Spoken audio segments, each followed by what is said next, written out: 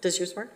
Mine Oh, works. there we go. Okay. I'd like to call the meeting to order. It is now 6:02 PM, Wednesday, October 4th, 2023. With that, Adam, would you take roll call, please? Thank you, Chair. Bartolo Square North, Nate Castillo. Bartolo Square South, Justin Richards. Blackstock North, Nancy Rand. Blackstock South, Christopher Bissonette. Bryce Canyon North, John Hike. Cabrillo, Doug Bartello. Cal Geisler, Elizabeth Garcia. Carriage Square, Lynn Schulman. Channel Islands, Dave Copper. College Estates, John Beck. Diamond Bar, Dennis Ralph. East Village, Ronald Arejo. El Rio West, Dan Ryberg. 5 Points Northeast, Pat Brown. Fremont North, Dave Ebbett. Fremont South, Kim Winch. Hobson Park East, Jack Villa. Hobson Park West, Cecilia Ravello. Hollywood by the Sea, Michelle Carrillo. Kamala Park, Bill Winter.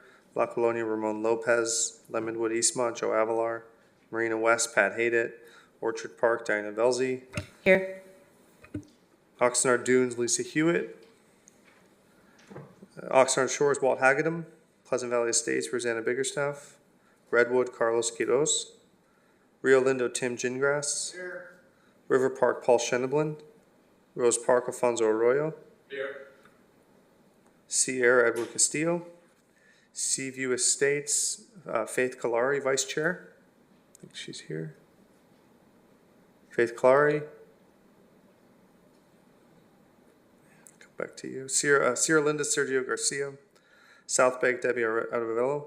Southwind, Sofia Vega. Here. Tierra Vista, Christina Thomas. Villa Marina, Doug Tauber. Wagon Wheel, Amanda Meir. Here.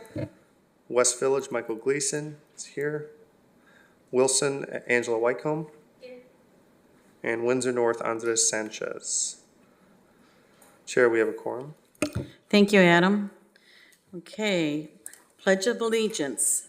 Will everybody please stand, place their hand on their heart, and repeat. I pledge allegiance to the flag of the United States of America and to the republic for which it stands, one nation, under God, indivisible, with liberty and justice for all.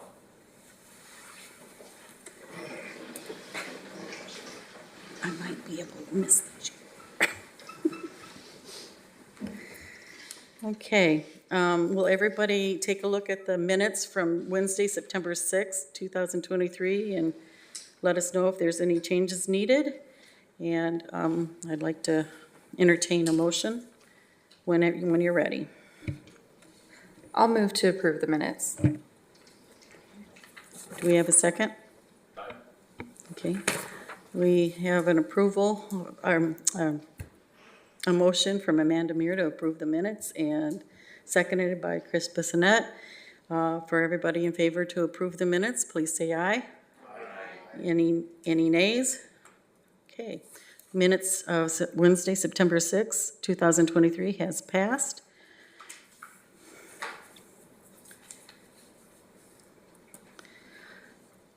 Okay, now we're going to move on to item D. We're going to move on to public comments. 15 minutes is open to the floor, 3 minutes maximum per person. At this time, a person may address the INCO on matters within the subject matter. Jurisdiction of the, of the INCO. The INCO cannot enter into detailed discussion or take any action on any items presented during public comments.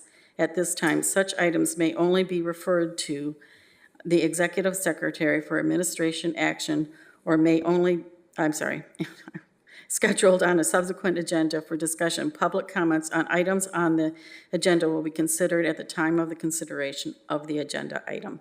Do we have anybody, Adam, that wants to make a public comment? Okay. Okay.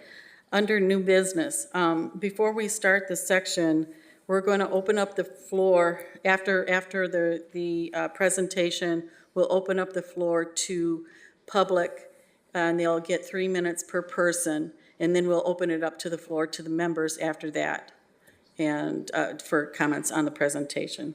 So at this time, we're going to have a presentation on Campus Park, that the INCO General Membership receive a report from the Friends of Campus Park on the latest developments at Campus Park. And Angela Whitcomb will be the presenter. Did you bring anybody else as well, or no? Nope. Okay.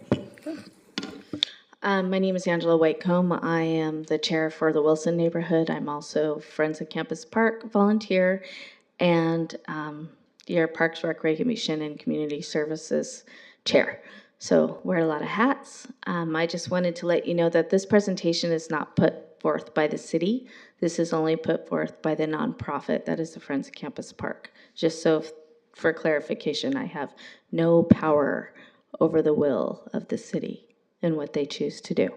Only suggestions and recommendations. I think y'all are familiar with that. Okay, so I have a slideshow to kind of let you know where we stand so far and what's going on and who we are. So once it's up, okay. So the vision, Friends of Campus Park. Y'all are pretty aware that it used to be part of the old Oxnard High School, and then it was donated to the city by the school district, where it was promised to be a park 20 years ago. Oops, I don't know what I'm doing. Okay, here we go.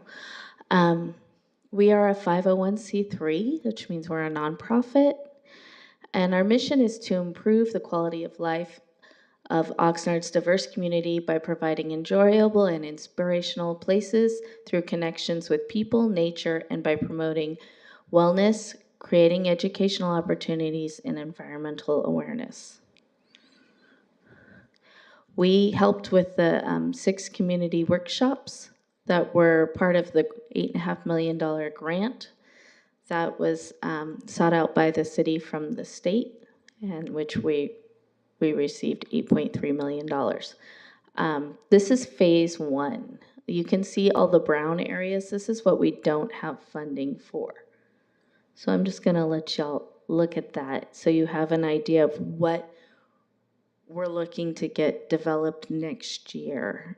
The latest news on development of this park is that it's been delayed another 3 to 6 months because we lost Nick Boas. He didn't die, he just went to Goleta. So the engineering department is, I don't know how many engineers they have left, but they have a gazillion projects and nobody to manage them. So that's kind of where we are. We're not going to lose the grant. They're going to make sure that we get it done, even if they have to outsource it. That was promised. So this is the, just so you guys can see, this is one of the things that was developed, and it's the different walking trails that are going to go around the park. You have a 1-mile loop in green. You have a smaller loop that's kind of reminiscent of the old track. And you have the alluvial wash in yellow. So you'll have natural spaces, more fitness-based spaces, and then a nice long walk that goes around the park. Okay. The park's going to include a community garden and a pavilion that's like an amphitheater. The airport didn't want an amphitheater because they're worried about airplanes landing on people's heads. So they said we could put in a pavilion. You're going to have a pelota mixteca field that can also be used for other activities when the people who play pelota mixteca are not using that field.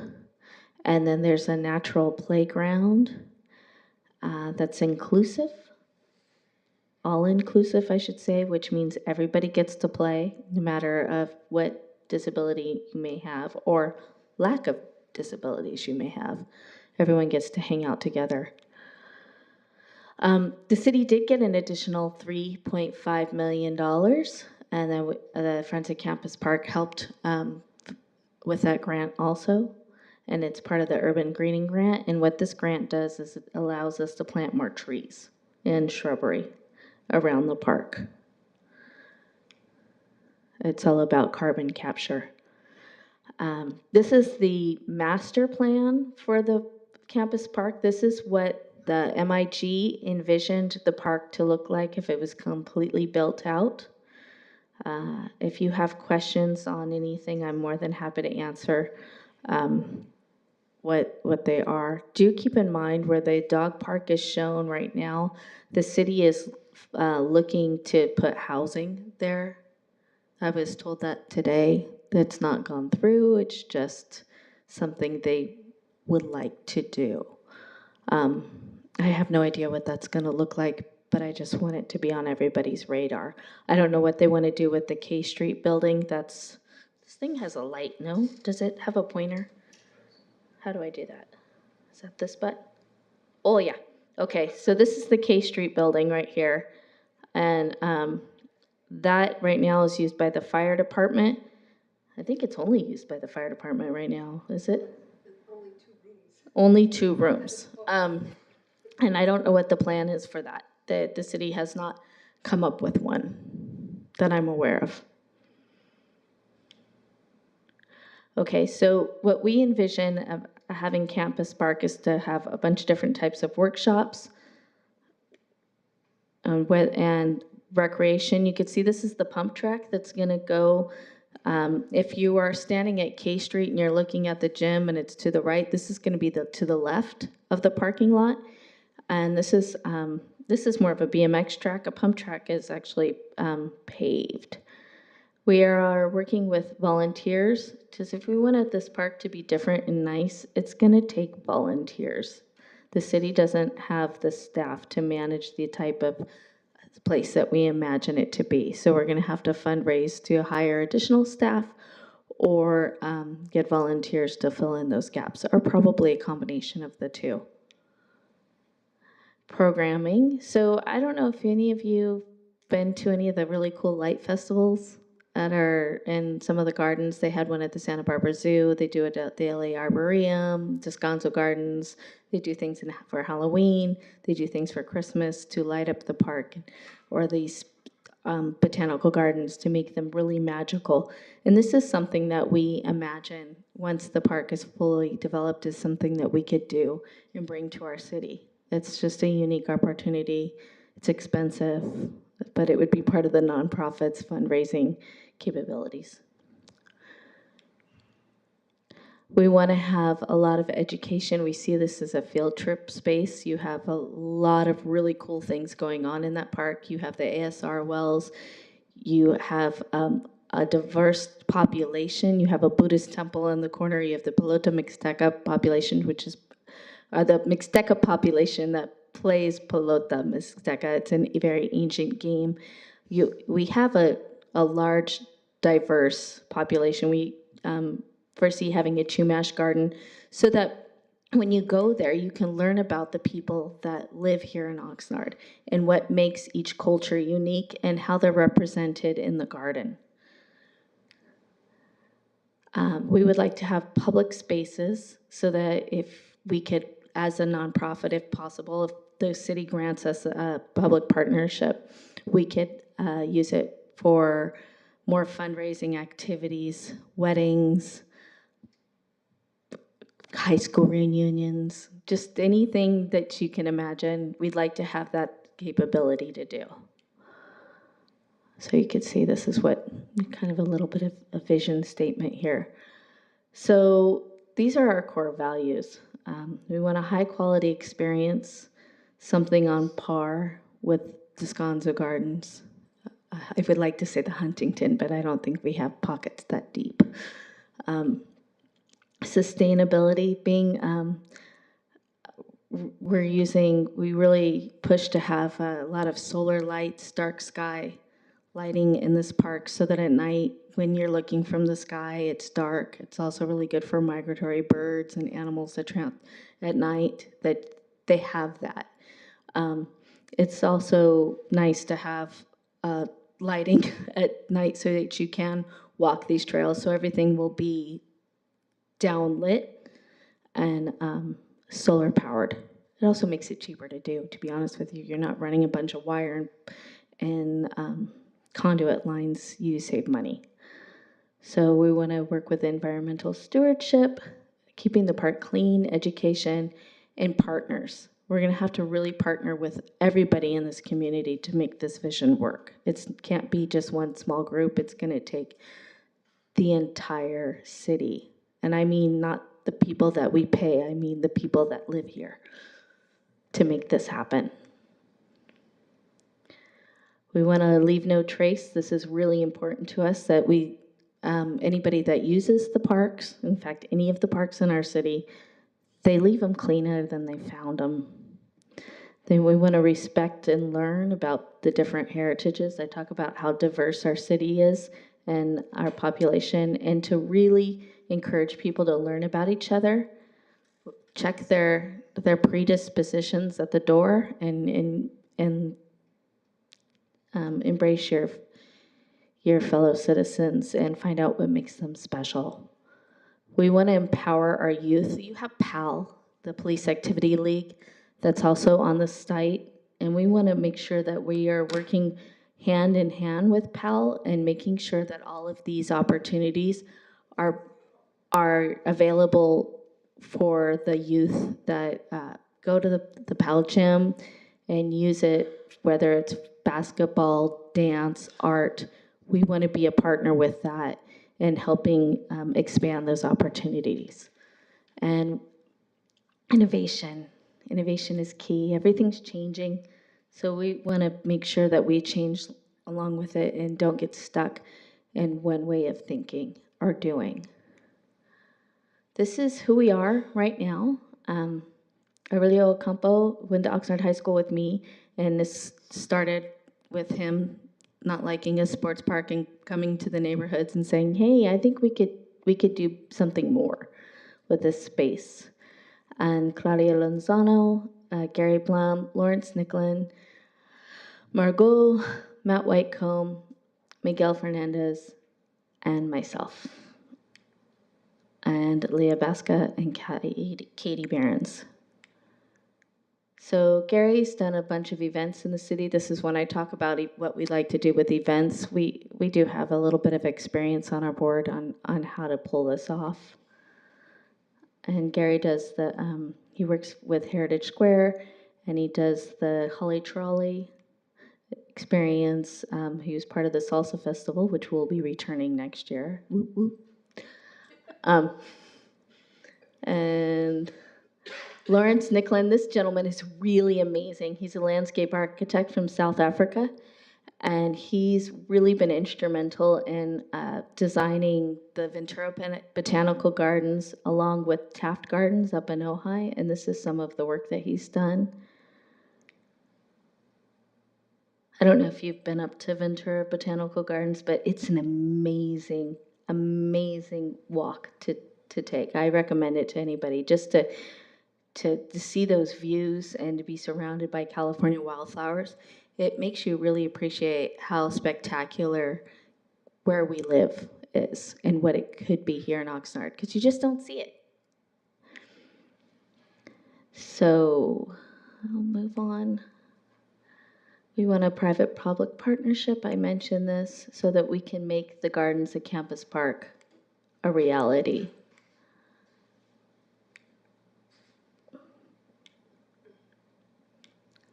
Oh, I'm sorry. I'm jumping the gun. I didn't realize what I was doing. Let me go back. So as a group, we want to start off small. What we'd like to do is start off with just working with the community gardens, which you see on the number 8 there, and then expand because not everything's going to be completely built out and planted. We'd like to expand as we grow as a group and get more funding. So you can see the highlighted green areas. This is kind of how we plan to take over the world. It's a big secret. Don't tell anybody. I'm going to move on to the amphitheater areas so we can program. This is all areas that we'd like to program. And this is when it's built out. And I'm trying to move it forward. So this area, that's where the dog park is in the corner. Now they envisioned it to be more of an open gateway and to not have the dog park there, to move it to the corner where I said that the city wants to put housing, which I think they could put the dog park where the airport viewing mound is, but all that would have to go to city council and get changed. These are just opinions that I voice very loudly. Number 13, that's right across from the Buddhist temple there, and we'd imagine that area having a lot of Japanese influence so that people get a little taste of a Japanese garden. And all this was put together with the landscape architects that designed what you have in front of you. So this is what it's built out. The areas in green are the areas that we see as the campus gardens. The areas in yellow are PAL or city maintained, like parking lots, the playground, the gym. Well, everything in yellow. If you have questions, I'll answer them. I think most of you are pretty familiar with this.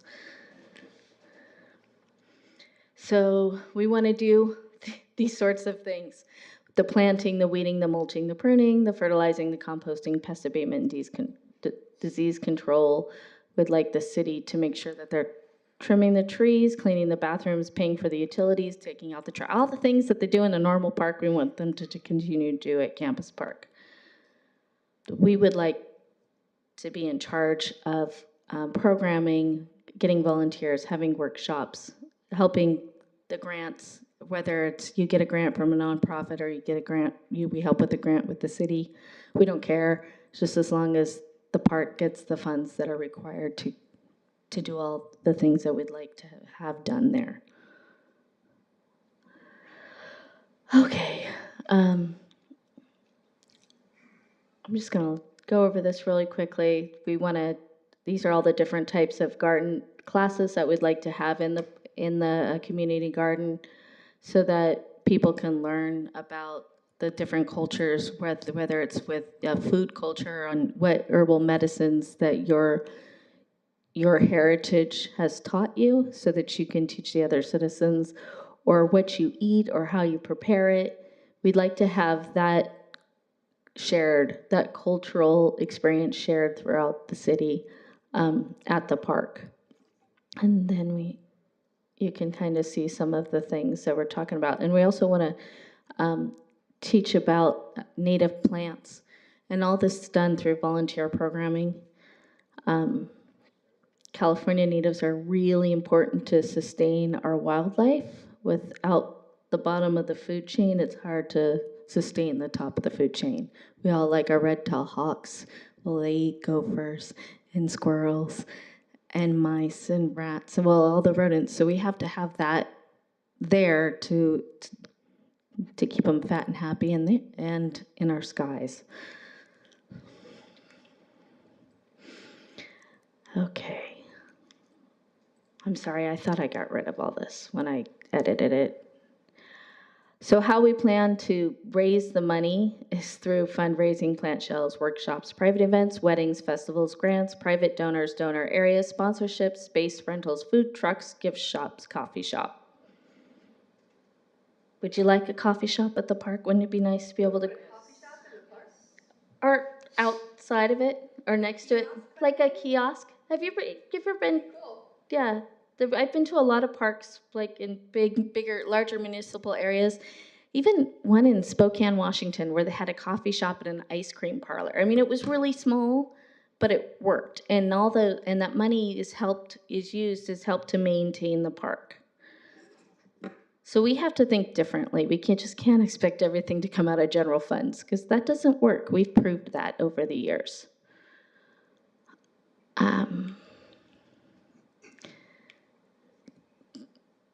So this is some of the events that we've worked on. This was the Native Plant Fest at the OPAC, the Oxnard Performing Arts Center. They do this annually. We were able to sell some succulent cuttings. And that's it, I'm pretty sure.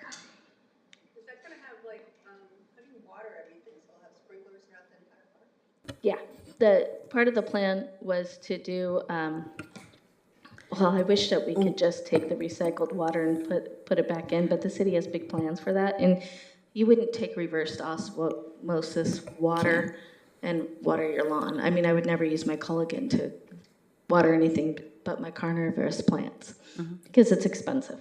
Now, are you finished with your presentation, or you have a few more, or? We are gonna use the purple pipes. This is it. I mean, that was one of the things that was talked about, was them wanting to use the purple pipes, which is some of the recycled water. I'm not really sure what's involved. The city hasn't sat me down and said, yes, we're gonna have this. It was just one of the things that we talked about when we were doing the park planning.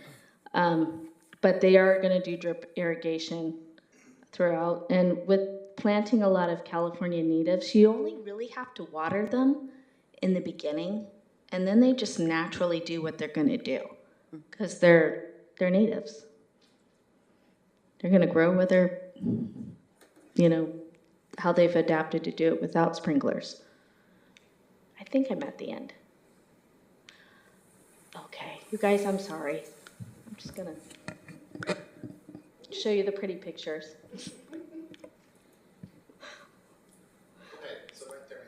That's Taft Gardens. We haven't opened the floor yet and we were going to open it up to, pardon?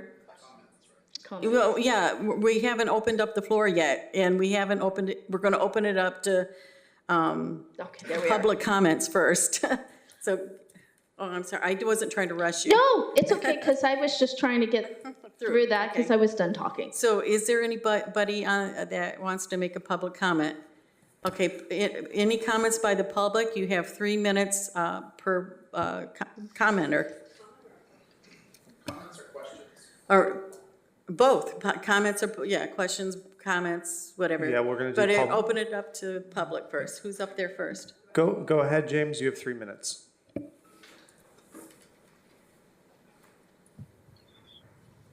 Hello, Angela. I'm the vice president of the Wilson neighborhood, James Reach. Angela is my president or chairwoman. Thank you we have a great leadership team. My question to you is there any naming rights or corporate sponsorships you're looking at? Maybe not corporate sponsorships, but perhaps like a family could donate money and then get the let's say the Mixteca playground named for them, or that, or corporate or naming rights of any sort? Presently, that would have to go through the city, and the money would go directly to the city for the city to choose how they want to spend that money, unless that was something that was set up with the donation, like saying, I want this money to go directly to X, which you can do with the donation, I believe. So we don't have a public-private partnership with the city granting us those capabilities at this time. But it is something that we would like to strive for, because that is a very good way to bring money to the park. So it's definitely been talked about, but without having an agreement with the city, I have no say. I hope that answers that question. Any more public comments? He was actually representing his neighborhood, wasn't he? Well, that's her neighborhood. Oh, it's your neighborhood. Gotcha, So he's gotcha, technically a gotcha. member of the public, I suppose. Okay. I have no further public comments. Okay, so now we're going to open up to the membership. And go ahead, Dave. Anybody who wants to make a comment, come up to the mic, state your name and the neighborhood you're with, and you can make your comments or questions at that time. No time limit. Hi, Dave Ebbett from Fremont North. Angela, when we had the other meeting last month, it was where I learned that in the main phase 2 slide, sections that are 8, it's not like lawn that you're mowing, Right. where people are gonna play any kind of sports or be doing picnics. It's all this natural grass area. And then there was something else I was thinking You want of. me to put it back up? Go back, can you? Well, if they put it up, I can go to wherever it needs to be. Oh, my other one was on the section that's the Mixteca. Yes. Will that be used for everybody or just the Mixteca community? Well, I imagine anybody can use it unless they're playing the game, because the ball is really heavy and it's played with a pretty impressive mitt where they punch the ball back and forth. They play it currently at College Park. So if you ever, I think they play on Saturdays or they play on the weekend. I don't remember if it's Saturdays or Sundays. But you can go and see how this game is played. You need to give them some distance because that ball is substantial and it can do some damage. Thank you. Kim Winch with Fremont South. I have a question and a suggestion. So my Okay. question is, the parking lot outside of Powell, you said that's the city that needs to be repaved? That was part of the grant originally. It was talking about repaving that and redoing the basketball courts and making it nice. Mhm. Yeah, the funding changed with COVID. So who would I talk to about that? That's not, That would be the city. okay. And then my suggestion is, I'm from New Orleans, and when they were doing the river park down by the Mississippi, they would put it out to the city, say, if you donate $50, you can have a brick with your kid's name on it, your family name on it, something like that. And it was a way, they raised a ton of money that way down in New Orleans. So I thought maybe that would be something that if you wanted to have people buy bricks or something like that. And then last night at the city council meeting, they had Visit Oxnard, that they do the taco trail. Right. I mean, you could do something like that at the park too, where maybe if you got a sponsor from a coffee shop or something, and then you did around and you found all the different plants or something like that, and then you get a coupon to go to one of the coffee shops or the coffee kiosk that's in the park. Exactly. No, I love all these ideas. I guess our biggest challenge right now is just going to be able to meet with the city and get that private partnership with clear boundaries and understanding of what we can and cannot do. That's what we're working on. And once kind of the dust settles and we have staff that can meet with us, we will make that happen. My turn? Yep. Hi, my name is Vince Behrens. I own property in the downtown. I live on F Street, and this is my daughter. And I got involved because they came to us and said that we needed to do something with this park, or soon-to-be park. I used to be the chair of the downtown business group, and when we started doing this, the intention was eventually to have a walkable and bikeable downtown. And the intention is to have four corners, which was a healthy downtown, and then you'd be able to walk and bike to the botanical garden, and therefore also be able to walk and bike over to the PAC, and then maybe even going to the Heritage Square, so that you would have a whole bunch of synergy happening and maybe getting a much more healthier downtown. Would bring people in that they normally would not come into the downtown, and it would have something that the collection does not have, because that's who we're in competition with at this point in time. And I think it would make a huge difference if the city was to get behind this and really sit down and ask what we need to get done to get this accomplished. In 2016, we did a charrette, and the Carnegie and this park was key to the downtown success. That's all I have to say. All right, thank you. Thank you. Anybody else have any comments or questions? Go ahead. Well, Jack first. Thank you, Angela, for coming and giving their presentation.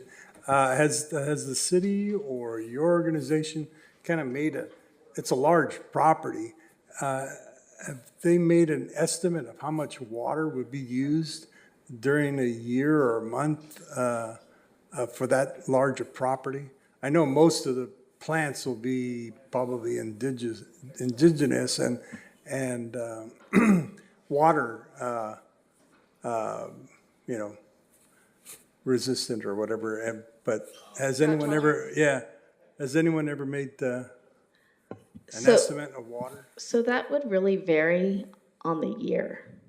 As you know, we had a really wet year last year. As you can tell, everything's growing. And then before that, we had a drought where nothing was growing and everything was dying. I don't know, and that would be a good question for Kevin Thompson and the developers. That's not my area of expertise. So the answer is no, but I'm sure that somebody has an answer for that. It's just not me. I meant a normal rain year or normal. What is that? An I don't think we average. have those Or anymore. an average, rather. Yeah. I'm sorry, Jack, I don't have an answer for that. That's it. Thank you. Okay, Amanda, and then Chris. Amanda, Go ahead, Chris, if you want to go. He put his hand up. Okay. Hi. So I have a couple questions regarding your revenue and some of the funding allocations. So first you mentioned the grants and that you are the recipient of grants.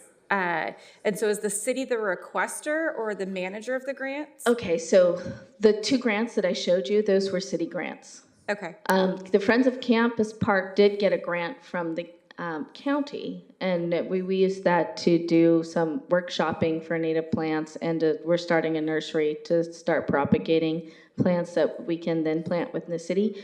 We're not going to be able to plant them in the park because the park's not built. When we applied for the grant, we thought the park would be starting construction this year. Well, they're talking winter next year. Okay, that actually kind of rolls into my next question of the timeline of if the city or you have an estimated timeline on the start date and how long it would take to complete.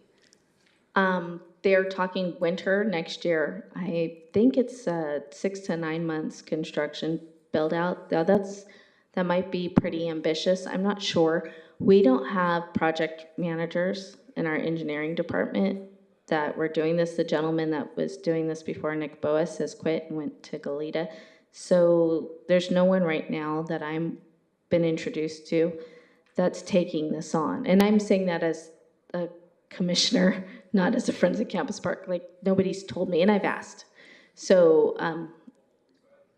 2 weeks ago, or was it 2 weeks ago or 3 weeks ago, we did a presentation, and Michael Wolf, the manager of Public Works, or the director of Public Works came, and he's the one that let us know, hey, this is what's going on, and it's been delayed. But he didn't have an answer because he doesn't have the employees yet. So yet being keyword, if they hire some good people that they can keep, the ball should roll a little faster. Okay, and then another question, you're talking about donations, and so like either corporate sponsorships or like the BRIC program that was brought up. I know it's been very successful in a lot of other projects that I personally have been involved in, but you're a 501c3, correct? Yes. So you can actually take donations directly? So those donations could be utilized for sponsorship for things in the park? Once we have once we have an MOU with the city, once we have that partnership in stone, we can do that. Right now, I don't want to say it's pie in the sky because we've done a lot of work, but until we have that memorandum with the city, I can't sell you bricks and promise you that they're going to be in the park because the city could say, no, we don't like you, we want to go with somebody else. Okay, so where are you in the process of establishing that MOU with the city? We're about 80%. Okay, so do you have an estimated time frame on when that would be completed? No, because it depends on when we can meet with the city and when they're available. Okay, thank you. You're welcome. Chris? Outstanding presentation. Chris Bissonette from Blackstock South. The only thing I would recommend, the solar lights is great, but if you're gonna host people there, like a coffee shop or anything else, they're gonna need some sort of power. Yes. So maybe some power stations, if they're gonna have the weddings and so forth, you may wanna implement that during the construction and not after. We did. We actually were given the plans. This is why I say we're farther along. I have the plans at my house, the ones that went to city council and went through all the city departments to be approved. And that was one of the things that we brought up was if we're going to have events, we're going to need power in these certain areas, and these are the areas that lend themselves to communal gatherings. So you're 100% correct, and that was one of the things that we brought up that I think was brought back to the architects to either add more or they were already there. Mm-hmm.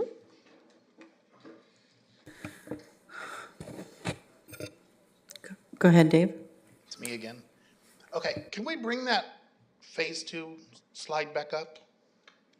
Mr. Gleason? Okay, Michael, let me go backwards. This is all Taft Gardens in Ojai.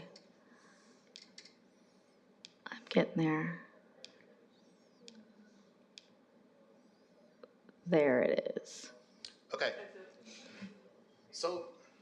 So currently, over here on the K Street side, This one. go up a little bit, stop right there. Mm-hmm. Where, is that trees, or bushes? These? Yeah, they're just trees that the architect put in there, Powell. Because that's currently the parking lot and the Here, basketball courts. right. So we're gonna lose that space. So They're not parking- planting those right now. That's not part of phase one. I don't know No, when it's that's not part gonna of phase happen. one, but in phase two. Phase three, phase four. Really? Yeah, It's somewhere down the future. yeah. But parking, Right. in the future, parking will be really reduced because there's not a whole lot of parking other than the street parking. Because I think people are also envisioning the parking, like myself, that's across the street where the church is, down where the homeless shelter is. There's parking lots down there, but those are not owned by the city. No. They're owned by the school So district. those are and- private, so we would not be allowed to utilize that as public parking. Right. So So- parking will really be restricted around this area. It was a high school with that same parking footprint. So, and it was doable. This is gonna be more of a passive park. You're not gonna have the large gatherings that you have at, like College Park because of the airport. You just, I know all about that, they just won't allow it. It's too dangerous, except for except for in that that corner. lower half where they're now deciding they want to go back to that plan of originally putting the houses back in. Right. That's that. Okay. So that was my understanding. That's a conversation that's internally being duked out. Right. So that, between departments, because everybody has a vision of what they want this park to be. Because around the school, we had several parking lots. Right. Because over where the dog park currently is, there's a parking lot. Yes. But I believe in this, It's moved there, but that'll be part of phase 2 or 3. It's part of the master plan. So yes, there will be reduced parking, but there's also parking all on H. And if we got creative, H Street's pretty wide. We could do diagonal parking, angled parking. angled parking, as opposed to just the parallel parking that's there now. So that would expand those parking opportunities also. Got it. So, I mean, there's a lot of unutilized space because this was used as a high school. So everything the infrastructure around it was built for that. Got it. Thank you.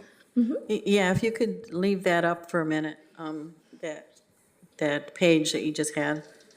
Okay, first of all, I'd like to thank you very much for coming in and talking with us today about this. To be honest with you, this could be our little gem for Oxnard. And it could be our mini Balboa Park, Right. Not on the scale of it, but it's still a nice version.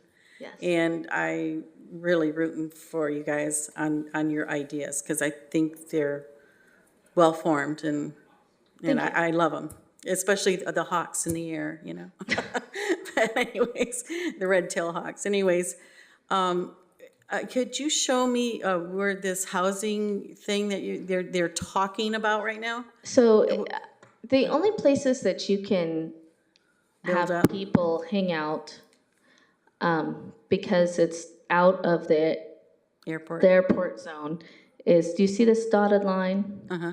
So these are places you can gather. So a couple of years ago, Emilio from Housing said, hey, we'd like to tear the 2-story building down and make this housing with a community center below. And a couple neighborhoods got together and we said, oh, I don't think so. That's supposed to be park. We'd like that to be more community center and used for other things. And we shut it down. Good. But they're talking about it again? But then we had COVID. And we started having large vagrancy problems. And this whole corridor has become Skid Row. And I don't mean that derogatory. I mean, you could go there anytime and you could see it with the armory there. The armory is not really the problem. It's all the people who are service resistant that hang out around the armory that struggle with life skills.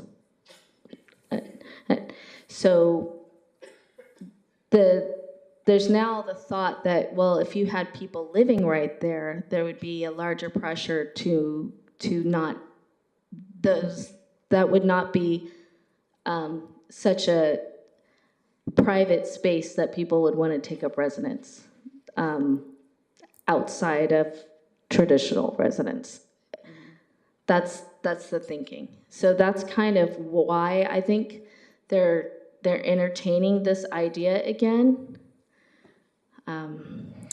Personally, I'd like to see it to be more activated through programming and utilized as a music center or I think it could be used for something for the for park. a lot of things Because that kind of deal with the park. I think when you bring in nice things, these other things kind of go away. Now, it's not always true, but when we're bringing in this kind of thing, you don't see that kind of stuff, I just think it will change the ambiance of the area, so to speak. Now, where is the dog park that you guys currently at? There was a dog park you guys were talking about, and I couldn't remember where it was at. Okay, so the dog park right now is in this corner. Mm-hmm. The plan is to move it to this corner, which I think is crazy because that's a gathering space. And Right.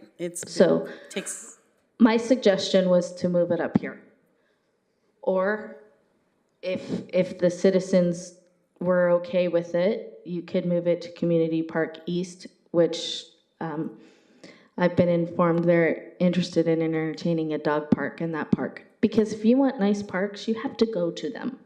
If you don't go to them, they're not nice parks. Right. Okay. All right. Thank you. Mm-hmm.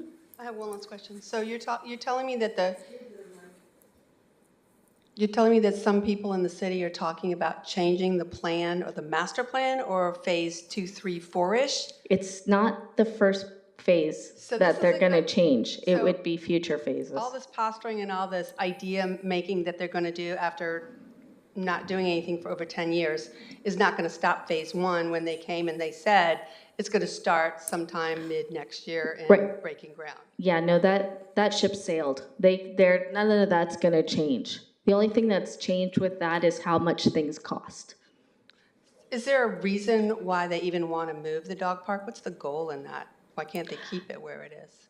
Because that area, they want to use that as the entrance to the park. So that would be where, if you're coming from downtown or coming to the park, it's a beautiful So it's just an space idea. where you would enter the park, and it is beautiful. And if it's only utilized for 3 people, it's an underutilized space.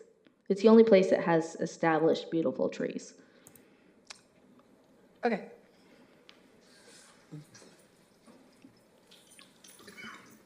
Is there any way that we could get the person ahead of everything, as far as parks is concerned, to come and explain all of this detail? Because it seems like whichever way you want to go, there's a rule against it or something, you can't do it. And it's too bad that it's gotten this far, and then all of a sudden, and everything is wonderful, and then all of a sudden, whatever you want to do, you can't do it. It seems that way. The dog park was where the dog park was, and now it's going to be moved over there, but it's not open yet. Well, why? Why isn't it open? Why are we dilly-dallying around this whole thing when I remember this started, 3-4 years ago? Keep going. Maybe even longer ago than that. And there's no excuse for this. And I think that there's some head of all the parks, the very person at the top, I think we ought to inform them that they are required to come here and speak before us and answer all of our questions, period. And don't give them any room to dance around the hat. We've already been doing that. The hat's is almost ruined because we've been dancing around it so much. We've got to get to the head of this thing and get it done. And the person at the top, because otherwise you get all the steps down below, and there's a number of those, and they all have what they think are the regulations and what you can do and can't do. And they're just making assumptions in some cases, and the guy at the top is left there with nothing. I mean, this is just ridiculous. This park is, like you say, is for everybody. It's not a park in a neighborhood that's for that neighborhood, period. This is for everybody. That's the way it was intended to begin with. I know you've all heard that story 5, 6, 8 years ago, whatever it was. It's been a long time. And I'm surprised that the area north of there that you were citing that has been purchased by somebody, why was it purchased? Which area? You mean the part that's owned by the school district? The part of the area that's just north, and you said, well, we can't park cars there and all this because it's owned by someone else? Oh, that's not in the park. That's adjacent to the park. Oh, okay. Because I thought that whole block The corner was is supposed to owned. be, and the northern part of it was supposed to be a good-sized parking lot for all the sports that were going to be done there. But I don't even think they're even being done there. You can't. But that was part of the deal to begin with, was an area for kids to practice baseball and football and so forth. And you can't do that because that part is not there, not available either. There's just something very fishy about this to me. It just smells bad. Well, Pat, I would. It looks great. But when you get into well, you can't do this because of this. You can't do that because of that. And this and that and this and that. And well, we don't have the money, or we do have the money, but we'll spend it on something else. Whatever. These excuses just go forever. And everybody that you ask about it, different people, are all going to have different answers. That's why I say we need to go and get to the guy that's in charge of all the parks, Well, including this one. I mean, with nobody at the top ahead of him except maybe the city council or somebody. It's but Alex this has Nguyen. got to happen. It's got to stop the way because we're just playing around, and they're gonna dance us around as long as they can. Just for the hell of it, just because it's fun to dance people around and never give them a good answer, never follow through. That's what we're doing, and I don't think it's right. I don't either. Oh. So I can answer a lot of those questions. So the man at the top, well, it depends on which city department you're talking to, because the city is siloed, nothing is under one roof, it's all spread out with different people, and those heads change. So people have come and gone, so there's no continuity of the same person at the top. It's just new people coming in, trying to figure it out, getting frustrated, getting another job, moving away, us hiring new people. This is a pattern. So the man at the top that has the final say-so would be our city manager. Underneath him, you would have the head of public works, which is Michael Wolf. Kevin Thompson is in charge of parks, but he's more in charge of park maintenance. So he's not in charge of the development. The development of any new construction is done under the city engineers department, and the city engineers department is the one that was wiped out because staff left. And I don't know why they left. I'm not in those rooms. I'm only a citizen like everybody else that just pays attention. So it's taken a long time, because like you said, when we've had different plans that were brought forth and they were turned down, and then and the plans changed, and then there was no money forever, and then we passed the state grant, we got money, and then COVID hit, And now we have money and we have no personnel, and things became more expensive because the cost of materials went through the roof as a side effect of the COVID epidemic. So I'm not giving you excuses. I just want you to understand the There will always timeline. be excuses, So- but we will not accept any excuses. I The time of excuses is gone, and we've passed that part, and we're into the final decisions, and let's get the thing going. And I'm you know, right there with you. I'm a firm. Gonna have to force these people please because direct your comments they're gonna dance around and they're this gonna way. pass the hat to everybody else. I'm a firm believer that there Not should you. be solutions. And I am all about let's find the best solution to solve the problem and not make excuses for them. I agree. And now, with the caveat of that, though, the persons that have the actual final say is our city council. Yes. So I So just want to throw lobby that them. in there. And go ahead, Kim, I'm sorry. Hi, Kim from Fremont South. So we did have Michael Wolf, and we had the people who designed the park at our neighborhood meeting last month. And we invited a couple of the neighborhoods around to do that, and we did it at PAL. Michael Wolf did say that they had to get permits first.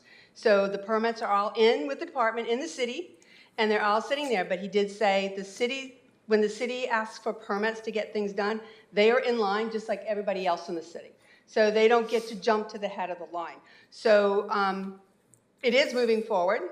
It's not at lightning speed, but they do have the permits in. The permits are taking time to get rubber stamped, but the minute it gets through, they're gonna say yes. And in the beginning of next year, sometime before maybe mid-year, I'm not gonna promise anything, but they said they're gonna start breaking ground. Right. Isn't that what they said? Yep. It has to Yeah. go to bid first. Yes. And then once a contractor's chosen. So there's hope. I got walked away from that meeting with hope, didn't you? So Claus, that is just plain dancing around the hat. I'm calling it hope. Because this was started way before the plans for this. Okay, all right. Way ahead of time. Yeah, all right, let's move on. Do we have anybody else? Okay. All right, well, I just really appreciate you coming, Angela. Thank you. And thank you so much for your presentation. Did you have any more questions? Okay. We're standing right Okay, next subject, inactive neighborhoods. As you know, Jack and I are working on the activation and reactivation committees, and we've been talking about the part of our bylaws where the executive board can find neighborhoods inactive. But we wanted to talk to you a little bit about your ideas as to what things that you would recommend or would like us to do for finding people inactive. So I'm going to hand this over to Jack and let him do any talking that he'd like to do, and we'll open the floor up. Yeah, okay. Yes, as you know, we go about the city looking for neighborhoods to activate. Speak into the mic. Oh, thank you. Yeah, thank you. Yes, as you know, we go to all the neighborhoods to try to activate neighborhoods. And as we go through each neighborhood, there are other neighborhoods that are not quite fulfilling their obligation according to the bylaws. Everything from not having 2 meetings a year, having an election a year, and so on and so forth. Refusing to do agendas? Yeah, and so as the INCO board, we have the authority to inactivate those neighborhoods, but we don't really want to do that. We understand that everybody is very busy, they have lives, they have their family to raise and parents to take care of, and their church and their Little League and AYSO and their Girl Scouts and all the things that, you know, come with having a home. And we understand that you are busy too. And even though you as individuals have stepped up to lead your neighborhoods, which we appreciate. And we thank you for coming to the meetings, but we want to make it even stronger than what we are already. We want to go forward and and improving the organization, and not just vaguely operate. We want to make sure that every neighborhood gets represented correctly by having meetings and elections and so forth. And so I asked you, the chairs, to look at your bylaws, and especially Article 9 and the INCO bylaws. If you read that, I might read it right now. And then your neighborhood bylaws as well. And that's Article 10, that's the last one as well. And if you read those, you'll read that the INCO board has the ability to make a neighborhood inactive, and we really, every board that I've been on, we really don't want to do that. And really, we try to outreach to the neighborhoods and find individuals that can lead their neighborhood. And even if they don't fulfill the bylaws, we want representatives from those neighborhoods. And so if you look among us all, this group is very unusual compared to the other CAGs. You know, we have more of an audience than any of the other CAGs, and we have representatives from each part of the city. Sophia's in Southwinds, and Amanda's from Wagon Wheel, and she's from the complete north, and she's from the complete south, and I am from Hobson Park East, and I'm in the middle. And you know, so you get from the INCO, you get a representative, or a representation of the city, and that's what we want. And there's certain parts that need more representation than others, and we continue to look for that representation. And we understand that, you know, we're all busy, and sometimes the bylaws, we can't adhere to them, but we try to. And as individuals and volunteers, but our discussion was trying to strengthen the bylaws to make it more applicable to apply to the organization, to make the chairs follow through with the bylaws. And and we decided to bring this up to you, the chairs, to if you had any suggestions on how. And I'm guilty too of not fulfilling the bylaws as well. So, you know, in fact, I need to have an election this year. But, you know, we all have, you know, our shortcomings in following the bylaws. But yours was because of COVID, so. Yes, but anyways, that's what we would like input from you tonight. Yeah. Did I do it? Yeah, and some of the things I've been concerned about if I see people trying, that's all that matters. And some people get discouraged because I get this, but nobody comes to my meetings. Well, it doesn't matter if one or two people come to meetings. It's two more people you reach than some of our kegs. I'm sorry to the kegs, but there might be two more people that you've reached that maybe the city didn't reach.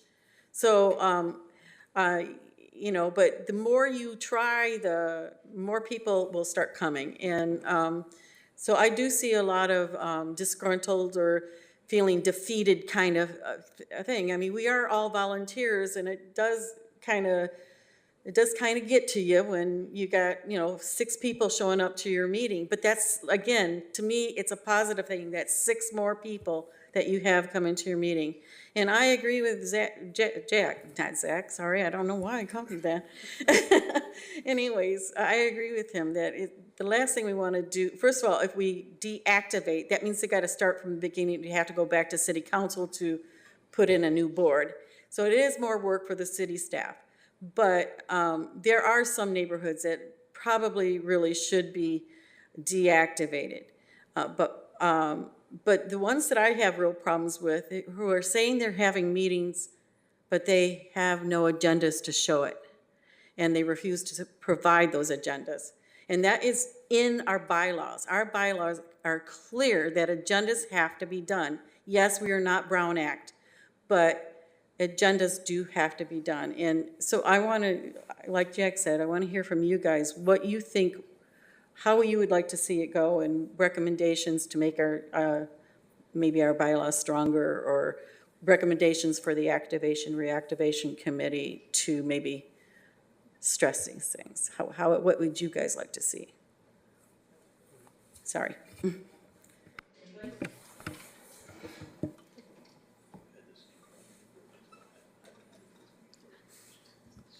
So as far as getting people to do agendas and comply and having meetings and making sure that the neighborhoods know about it, I would do that case by case. Some people just like to be king or queen of their neighborhood, and they don't go out and actually engage with the people in their neighborhood. Other people really work hard at that, and nobody comes. I think we have definitely a communication problem in this city. I mean, we have Nextdoor, we have Facebook, but we don't have the ability to put things in the power bill. I remember we used to get what's coming in our electric bills. We don't have that, and not everybody. I know it's all money. They gave us credit cards, but to be honest with you, if I could give that money back and have it all just be done towards outreach, where I didn't have to find volunteers to go door to door to put the agenda out to let people know that there's a meeting, I would really welcome that. It's very hard as a chair to try to get the people to come to your neighborhood, and some people put out signs. It's just trying to reach the people of Oxnard and letting them know that there is a meeting and what's going on in the meeting and why it's worthy of their time. So if we could find a really good way to do better community outreach, I think that would be helpful. Thank you. Jack?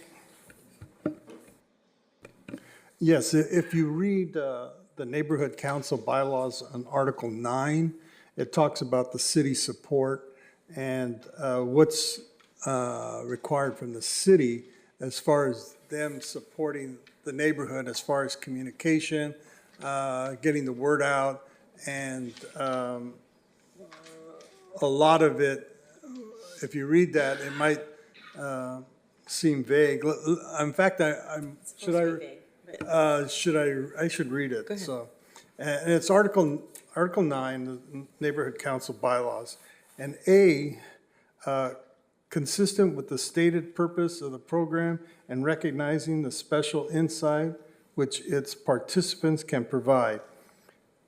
The City Council agrees to solicit and consider carefully information and recommendations from each neighborhood council regarding matters affecting the neighborhood. B, staff members of city departments will furnish information and assistance to the program upon written request of any neighborhood council within 10 working days. And C, the city staff will provide supporting staff services, including but not limited to staff services and advice as may be required to establish and maintain an active, meaningful program. And D, in adopting the city's annual operating budget in future years, the city council shall appropriate funds to the program sufficient to meet reasonable expenses for neighborhood communication. Well, and not only that, but bylaws also in a separate section talks about the agendas. where some neighborhoods are actually refusing to do. But that's a different issue, I think, and I think you're right, Angela, that should be handled on a case-by-case basis, but, I don't, go ahead, Dave. Dave Ebbett from Fremont North again. In my neighborhood, the problem that I have is my executive board, they're all busy people. And so it's hard for us to get together. It's hard to get our neighborhood together because we don't have like Campus Park. We don't have some of these other, the PAC. We don't have any of that stuff in our neighborhood to really bring people together. Our big issue is parking. That's the biggest issue in our neighborhood.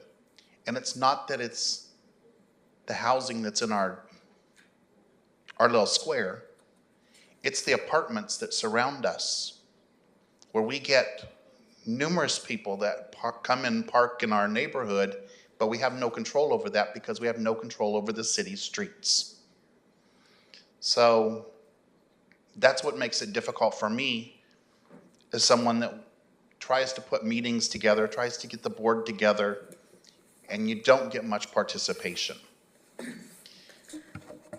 As far as something that I've been working with Diane, a couple of other people, it's continuity and the ability to share information.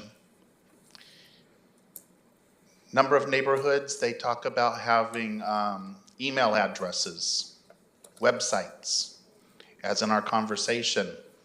Whoever's been putting that together in our neighborhood, over many years ago, it started, we had a website. The problem was when the gentleman died, his wife said, I will not allow anybody access to the website. There may have been another one that was started, but we have no access to it. The email addresses and other communications, as each person has taken lead, they've put that in their personal control, where either they don't want to relinquish it for one reason or another. So it makes it difficult. We ask everybody when they attend meetings to put out their phone numbers, their email addresses, how can we communicate with you? The problem is, when we get a new board, we have to start all over. Here in the INCO, we need to start with continuity. We need to come back with a more basic plan on how we can continue, so that when we go from one member's council executive board to the next, things will flow over. Because if the neighbors have to start over each time we have a new council, it's not going to work. Do you think if we developed a new policy just on those type of issues would help? I do. Okay. Again, continuity. Yeah. Throughout, and it's throughout for all the neighborhoods, because people in my neighborhood talk to people across the street who's in a whole nother neighborhood council. So what they have going, and that, like we discussed earlier today, Diane, there have been people who have been on these boards who have put out financially to create websites and pay to have those websites up there, who have paid out personally out of their own pockets. It's not something that the city or anybody else has paid for. So I can see why they wouldn't want to turn that, here, take it over. So. But the email list doesn't make sense to me why somebody wouldn't give access to. Exactly. So, okay, can I kind of respond to this? So in Wagon Wheel, we actually set up our own website and have our own email address, and we're even setting up a QR code and all that kind of stuff because we're a newer neighborhood. What we have done is we actually use the funds on the card to pay to establish the website. So the city has paid for it, so you can do that. And then with the emails, and so the entire board though has access not only to that website. We have one person who is a PR genius, because she actually owns a PR firm, that has really worked on the creation of the website and the stylistic part of it. But every member of the executive board has access not only to that, but also to the wagonwheelcouncil@gmail.com email. So, and then I personally have a chair.wagonwheel@gmail. And if people aren't relinquishing those, to me, that's a personality thing rather than, that might just be in the individual neighborhoods, or, hey, all media content or social media or connection needs to be passed to the next board. But I can understand the frustration of, well, we no longer have access and people have to start over. As a brand new board, we were kind of looking at it as, it does, when and if I am ever done, I personally don't want to have any of this information. I want to pass it along because we're looking at establishing it for the next board. I think that historically things have, and I'm just saying this as a new person, have been done where it is very much, well, look at me, I'm the chair, I have all of this power, where really that's not good stewardships of your own neighborhoods or the city. So maybe it is time that we start to weed those people out, because those aren't good stewardships of not only taxpayer funds from the city that they're giving to us to establish and to reach back out. We put everything on our website, we put it on the Nextdoor. I do agree that the city could, on their own social media, once a week, here's all of the neighborhood council meetings that are happening this week. If you have questions, please reach out, and they have a contact information for the individual chairs. I think that, because we have enough of those platforms. But when it comes to website content or email addresses,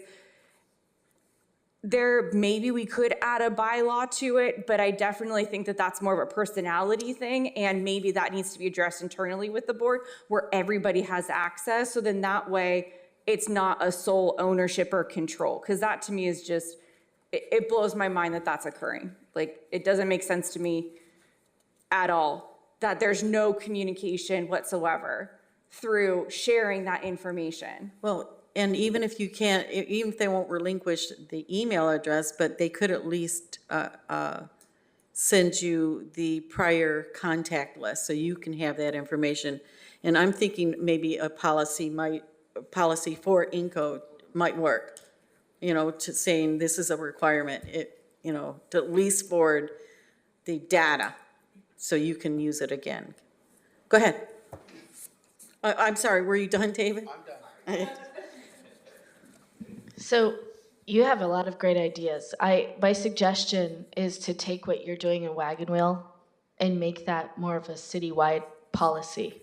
Now, we don't all have webmasters and people who are techie, but if you were to have a model that then can be, found through a link on the city's webpage that would link you that information, and then people could sign up with an email database that is broken down by neighborhood, it can be done, like the different city departments do. Yeah, we actually have it on our website that if they want additional information, they can put in their information. And all of our sign-up sheets have name, address, email, and phone number, so that we add them to our monthly or bi-weekly newsletter, so people are getting the updates from from the neighborhood. What we also do is if someone has a complaint or a question, it actually gets put into a completely different document, and then we have it categorized out of, this is a city issue, this is an HOA issue, and so we can respond accordingly.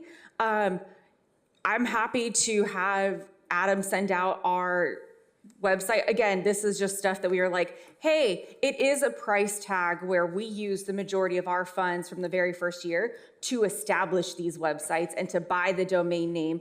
And then it's just a maintenance fee. But before we did that, we asked the city, is this something that we can use these funds for? I know some people use their funds for food or attention or signs.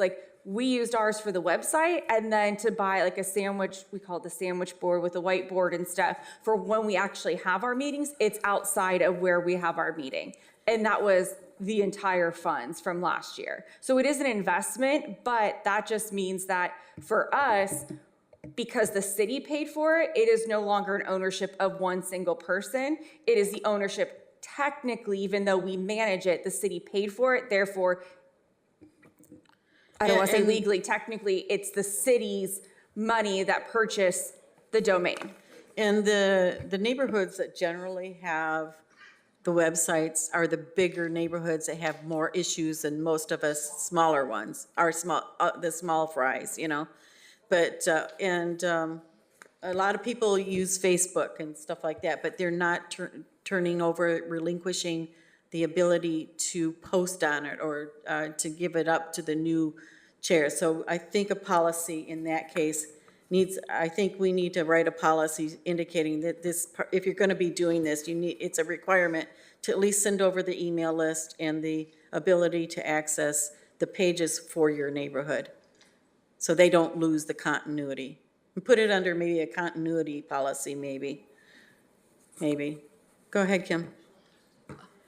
If you're gonna make a policy like that, is there a way to put instruction with it? Because even trying to get someone. Yeah, that would be the policy, yeah. Yeah, with instructions on how to do something like that, to try to get someone to take over your spot, and they're like, I don't know anything about social media, I don't want to do it. So if you can make it as easy as possible for a new person to come in, to have an email database is a no-brainer. I mean, we could all send it into INCO. I don't know what the legality is. Maybe you'd want to talk to the city attorney about sharing all the emails with somebody else in INCO, unless when they give you the email, you tell them it's going to a database with INCO. And then when you have a turnover, the INCO can just give the emails that are just for that neighborhood.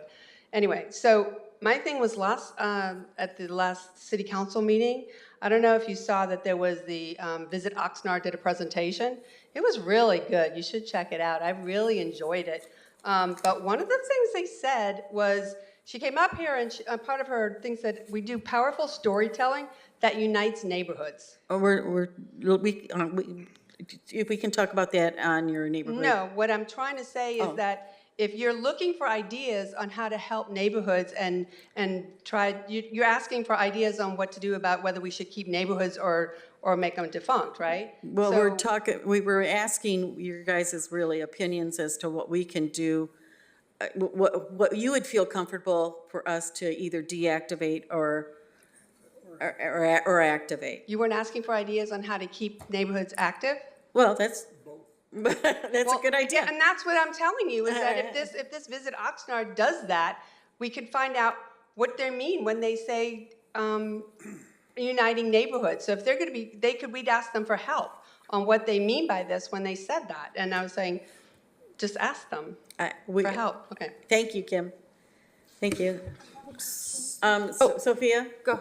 Adam, is there a way to be able, since we already have the permits with some of the local school districts, is there a way to be able to also have that partnership where we have the flyers sent to them, or the chairs send it over to their local nearby school within that neighborhood? Like, is there a contact person that you can maybe figure out for us so that we know who to contact for each, say, Hueneme School District, Ocean View, and Oxnard School District? I know Donna Watson was for Hueneme, but I know she retired, so I have no clue who to reach out to. I could do it myself, but it would be nice if the rest of the neighborhood chairs know who to reach out if they want to just send one copy that the principals can then send out to their students, and then it gets a wider audience there of outreach. Sure, so is the question to provide a contact at each of the neighborhood schools? Sure, yeah, I think we can provide that. Okay, great. Yeah, it might take a little bit of time if it's not all in one place, but yeah, we can do that. Okay, great. Sorry. There is, excuse me. Go ahead. There is an individual at Oxnard School District. Her name is Letitia. I don't know if she's still there, but she can send any kind of mailing or whatever to all the students, depending, and you just had to get permission from the principal. Yeah, it has to get approved, and then there's a whole thing to it. But it would be nice to at least have the contact information per district.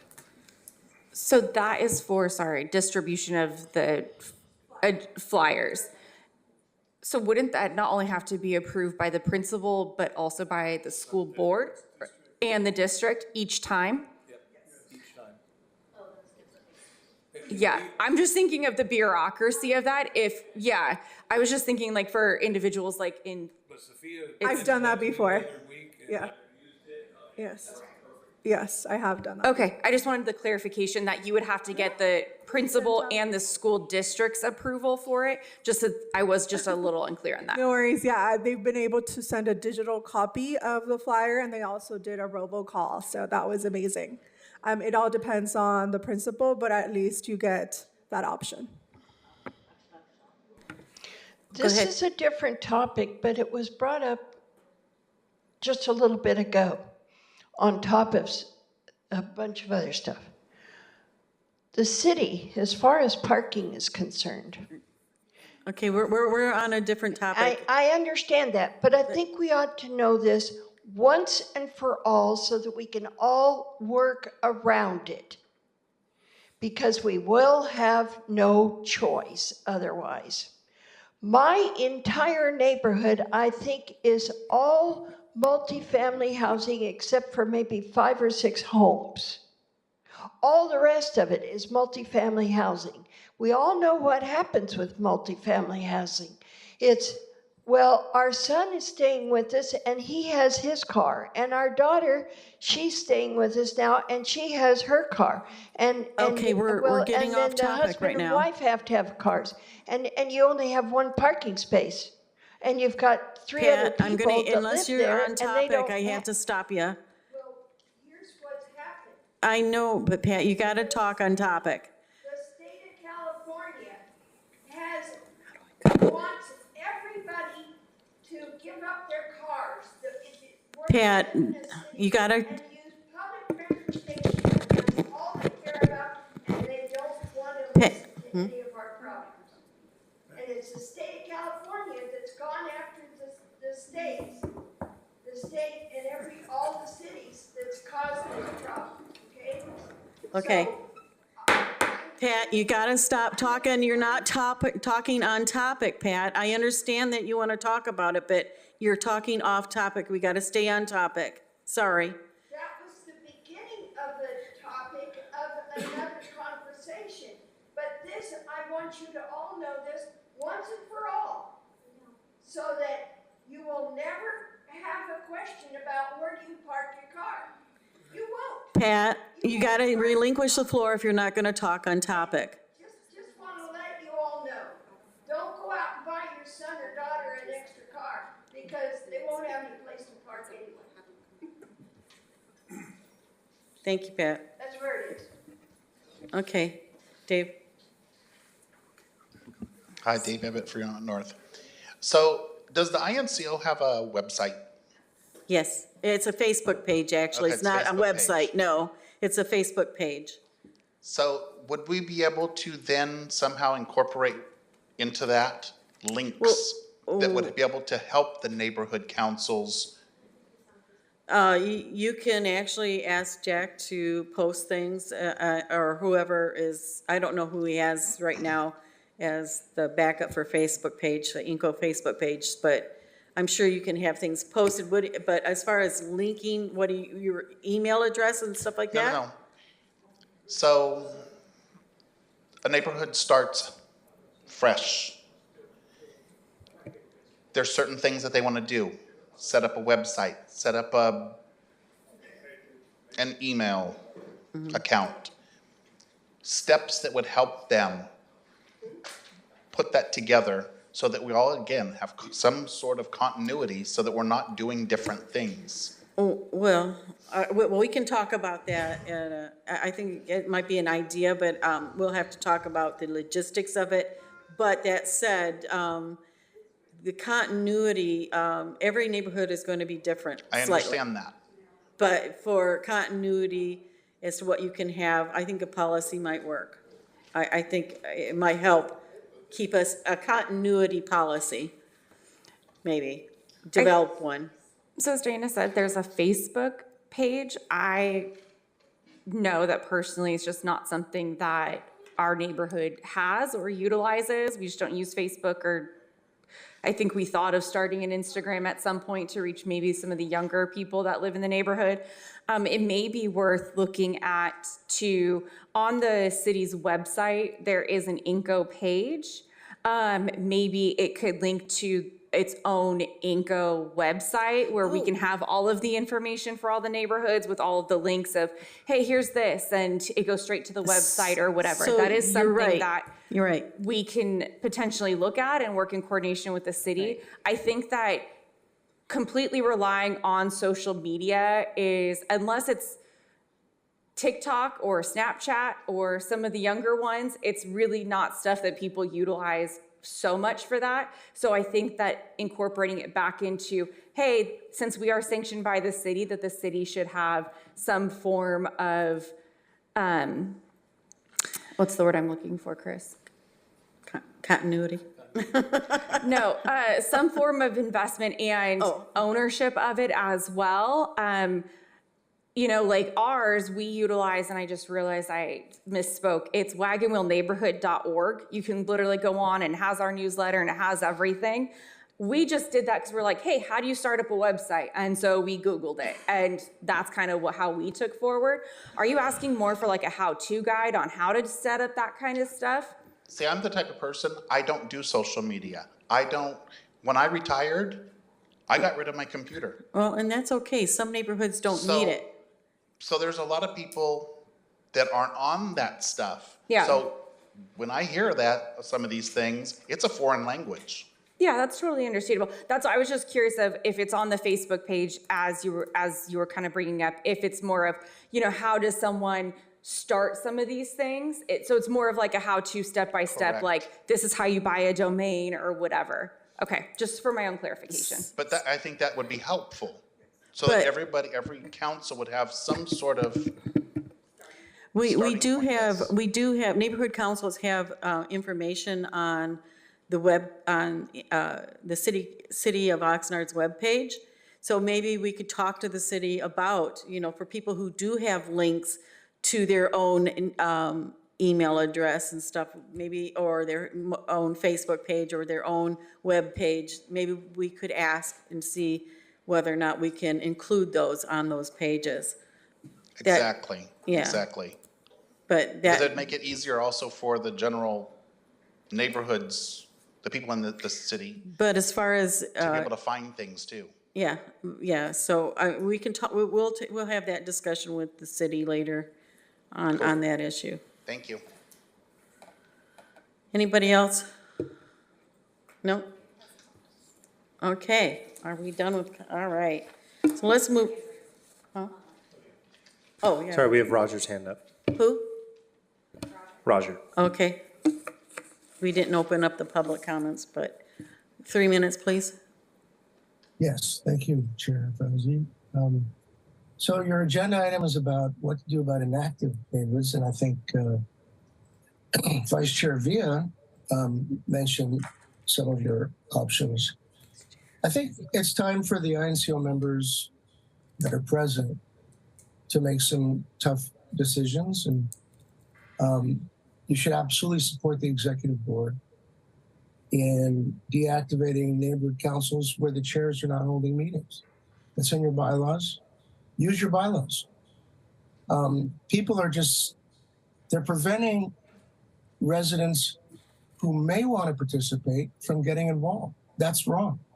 So put these inactive or these less than active chairs on notice that they will be required to hold a meeting. And then give them support in putting that meeting together. But yeah, the executive board should absolutely deactivate neighborhood councils that are not doing their job. I would suggest, the fact that a lot of your chairs there tonight, you're doing things right. You're holding meetings, you're coming to INCO meetings. That's great. This program is working for you. I would suggest, as far as a bylaws amendment, a change to your bylaws, is to require that INCO chairs or that neighborhood chairs attend INCO meetings. It's part of the job. They should be required to come. If they miss 3 meetings a year, just like with the CAGs, if they miss attending an INCO meeting, then you should let them know that we're going to deactivate your neighborhood council because you are not doing your job, which is part of it is to come to INCO meetings. So these are you know, look, it's a real thing. The INCO is a real thing. The neighborhood council program is a real thing. Treat it like an important function within the city. It's important to democracy. It's important for civic engagement and participation. So use your bylaws to discipline these chairs. The other thing you might want to consider is for those chairs with active neighborhoods and you have an inactive neighborhood next door, find a way to invite residents from those inactive neighborhoods to come to your meetings, just to get the feel for what a neighborhood council meeting is like. It's a building process. It's a community organizing process. You're already holding meetings. Just invite these people to come and show them what it's like. You know, that's how a lot of people get started. They'll go to a meeting that they haven't been to before, and if they feel like it's something they want to do, they'll pick it up and they'll run with it. Thank you. Thank you, Roger. All good ideas. Anybody else? Anybody on the, okay, so let's move on. Where am I? Neighborhood chair reports. Neighborhood chairs may individually report on items of interest or concern to their neighborhoods. The INCO cannot enter into a detailed discussion or take action on any item presented during these reports. Okay. Do you have anybody online? No? Okay, we got somebody coming up here.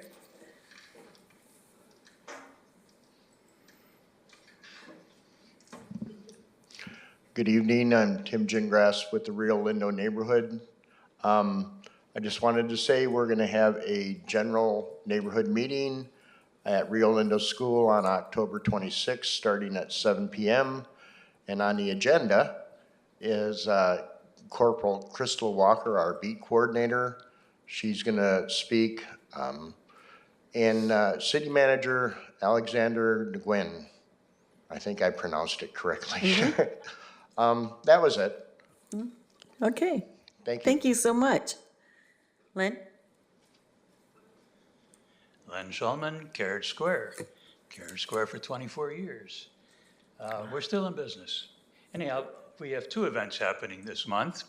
Next Thursday, that's the 12th, we have a regular meeting.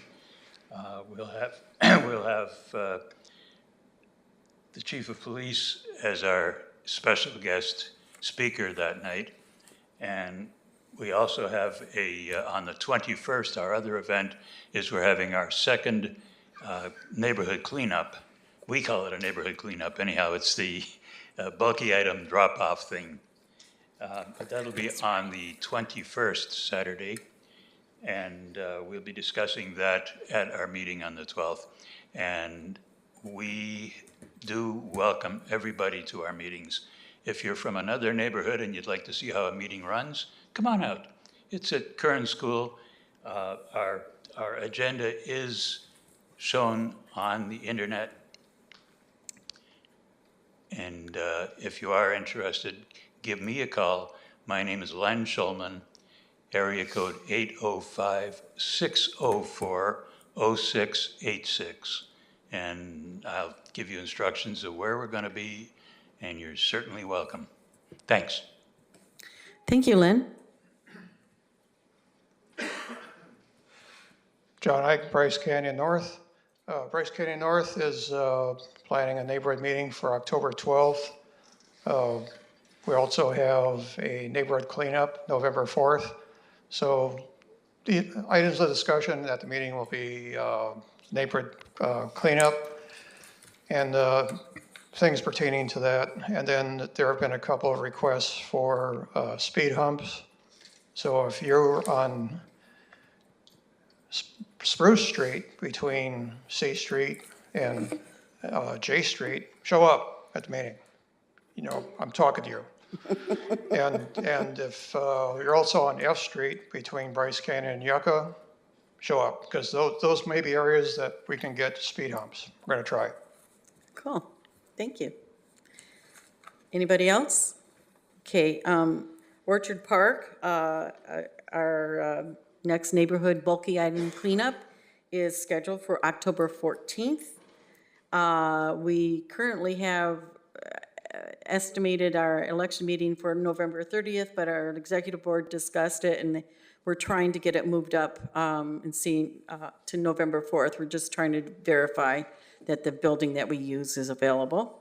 So we will be having an election meeting in November. And our neighborhood cleanup, we're hosting Wagon Wheel and at our cleanup. And so we hope to see you guys there. I have your flyers, by the way. And then, This is news to me, but I'm very excited about it. well, I kind of remember calling, but anyways, the cleanup, let's see, there was one more thing. I guess it doesn't really matter. So apparently, because it blinked out. So I'll go from there. Is there anybody else? Okay, so Sophia? Sophia Vega from Southwinds Neighborhood Council. We'll be having our meeting tomorrow, Thursday, October 5th at 6 p.m. at Haycock's cafeteria. We'll have our officer Espinosa do a neighborhood report, followed by a neighborhood projects and request item where we're going to be discussing the several projects going on within the neighborhood and surrounding area. And then we'll end up with comments, questions, or concerns. In November, we'll have our meeting, and it'll be focused on Dia de los Muertos, a cultural meeting. And then we'll have our election in December. So if si hay personas viéndonos en la tele, tenemos junta mañana para todos los que viven dentro de la Plaza Valle, a la Guaneme Road, Saviors a la Jota. Tenemos junta mañana en la escuela Haycock's en la cafetería a las 6 de la tarde. Mañana jueves, octubre 5. Gracias. Thank you. Thank you. The thing that I forgot was that I think it was 2 weeks ago, we had a successful meeting with, a joint meeting with Sierra Linda, our neighbors, and we had a lot of hot discussion on the speeding and the accidents that we're having over there on H Street and speeding through our neighborhoods as well. And it was a pretty big group. We had, I'm guessing maybe 50. That may be a little high, but we had a lot of people from both neighborhoods over there. Maybe it was closer to 40. I don't know, but it's close. It was somewhere around in there. I didn't actually do a head count. So go ahead. Chris Bissonette, Blackstock South. We had a meeting on September 14th, and unfortunately, we were unable to make a quorum. So we've rescheduled another elections for November 9th, 6 o'clock at Blackstock Junior High. We have also invited Blackstock North to attend. We've also added them into a possible election for Blackstock North as well. Mm-hmm. Thank you. Go ahead, John. John Ike from Bryce Canyon North again. Did I say October 12th before? Okay, the meeting, okay, that's another meeting. Forget that. It's October 18th for the neighborhood meeting, and it seems like errors are becoming contagious in this room, and that's another good reason for adjournment, just saying. Thank you. Okay, is there anybody else? Oh. Hi. Go right ahead. Hi, I'm Amanda Meir with Wagon Wheel. Just a quick update. We hosted our election on September 27th, and unfortunately did not have enough people wanting to join the board, so we are going to host another election at the end of October.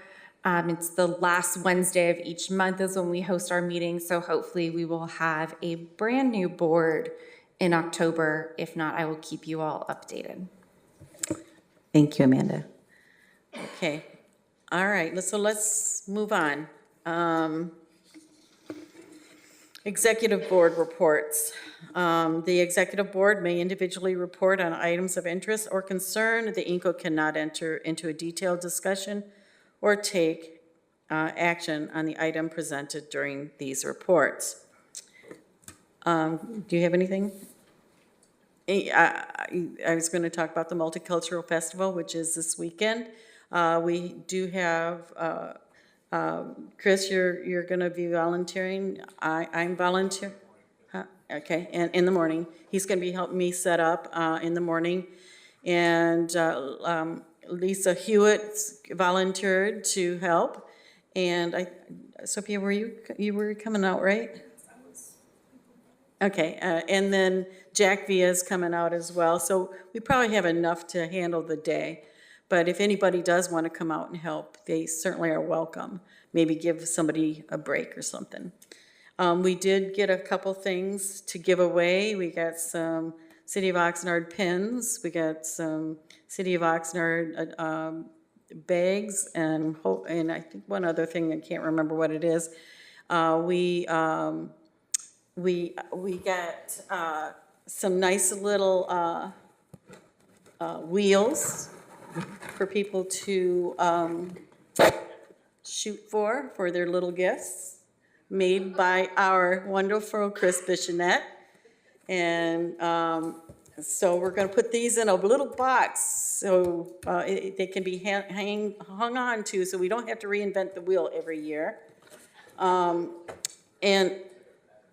yeah, and see, what else did we get? I actually ordered out of my pocket.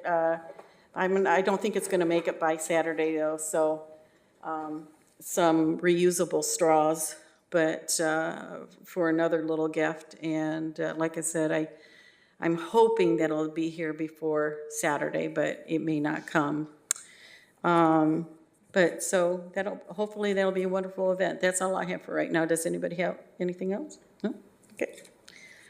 So, future agenda items, item H, future agenda. Does anybody have any ideas or? With the new construction going down on Fifth Street, pertaining to the airport, and we got housing going over there, we were discussing the flight patterns of the airport, and we're doing something that was really not good, because the fact is you got airplanes going right over these new housing areas. And it's been approved, but it's kind of one of those things that's, why was it approved? So you want, what is it you want on the agenda? Kind of why did this get approved? And because right now the airplanes are taking off and turning right on top of that housing area. Okay, all right. Okay, anything else? Anybody have ideas for future agenda items? Even though we're not going to be able to necessarily get them on for this year, it would be love to have some more for next year, I'm sure.